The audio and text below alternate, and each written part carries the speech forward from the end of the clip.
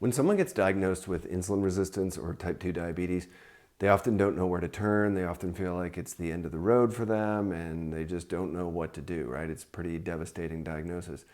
So what I want to do is talk about this really inspiring study that came out on 11 women that were followed for 90 days. And I know you're like, 11 women, what's the big deal?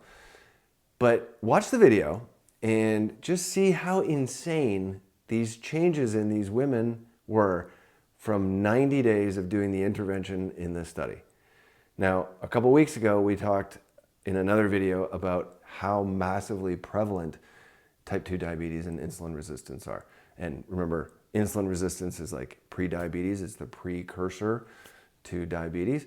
But insulin resistance is the most common chronic health condition worldwide. It affects half of the adults in North America and Asia and the Middle East. And not only is it massively prevalent, it also radically increases your risk of cardiovascular disease and dementia and cancer. And unfortunately, most people who have insulin resistance don't even know that they have it.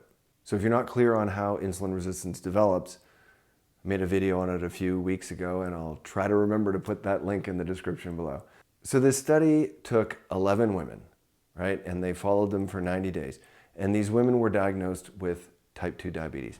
And they did one intervention. That was it. It wasn't pharmaceutical, it wasn't exercise, it was just dietary. And what they did was they said, okay, we are encouraging you to not have more than 30 grams of carbohydrates per day.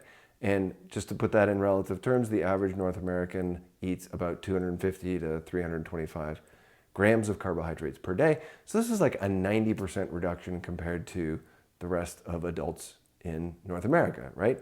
And so to avoid caloric deficit, because they weren't eating as much calories through carbohydrates, they were encouraged to eat a lot more fat and a lot more protein. So to be specific, they were encouraged to control carbohydrates, prioritize protein, and fill with fat was the terms that the researchers used. And then when it came to carbohydrates, of the 30 grams, they were encouraged to eat non-tuberous vegetables and berries. So what happened with these 11 women? I know you're dying to find out. So let's get to it. After 90 days, well, they lost weight. They went from an average of 189 pounds to 169 pounds. They lowered their blood pressure. The average systolic blood pressure went from 134 down to 123, and the diastolic went from 89 down to 82.6 on average. The hemoglobin A1C went from a whopping 8.9 down to 5.6. And so if we put that in perspective, if you're diagnosed with a hemoglobin A1C above 5.7, then you're pre-diabetic or insulin resistant. And if it gets above 6.5, then you're flat out diabetic. So these women on average had a hemoglobin A1C of 8.9. So they were far beyond the typical cutoff for being diabetic. And in just 90 days, they went from 8.9 on their hemoglobin A1C down to 5.6. So they were no longer even classified as diabetic or insulin resistant even. But it doesn't end there. Despite eating all this fat, their triglycerides went from 177 down to 92. Now, triglycerides are a type of fat, right? So you would think with them eating all this fat, their triglycerides would go up. But the reality is triglycerides are mostly made when you're having excessive carbohydrates. And then when you have excessive carbohydrates, insulin levels go up. When insulin levels go up, they convert glucose into triglycerides in the liver, and you end up with high triglycerides. So if you cut back on carbohydrates, your insulin's going to lower. That means you're going to make fewer triglycerides in your body. And then lastly, their triglyceride to HDL ratio went from 4.7 to 1.9. And for me, that's the most amazing part of the study, because while triglycerides sharply declined, HDL, right, your good cholesterol, actually went up. So the triglyceride to HDL ratio massively improved. And why is that important?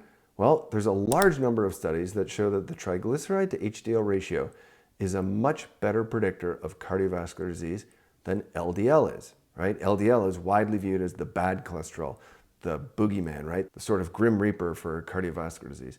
But the reality is, The triglyceride to HDL ratio is a much better predictor of cardiovascular disease, and these 11 women had their triglyceride to HDL ratio go from 4.7 all the way down to 1.9, which obviously has enormous implications for their cardiovascular health. The great news is that that study isn't the only one. Another larger study on 349 adults with type 2 diabetes, using pretty much the same protocol of 30 grams per day of carbs while increasing protein and fat intake, saw their hemoglobin A1C go from 7.9 to 6.3. They lost an average of 30 pounds. Insulin therapy was reduced or eliminated in 94% of the subjects. Fasting insulin levels dropped by 43%. HOMA-IR scores were reduced by 55%. And again, if you're not familiar with HOMA-IR, it's in another video that we did recently. Triglycerides went down by 24% and HDL went up by 18%. So I hope you find some inspiration from this study. It's never too late to get started with dietary changes, right? And maybe this approach isn't for you. It's not for everybody, right? Low carb is a very simple idea. Just go 30 grams of carbs a day. That's a pretty simple idea. It's not necessarily easy though, right? Simple is not always easy. Some people who go that low for their carbohydrate intakes will crash and burn.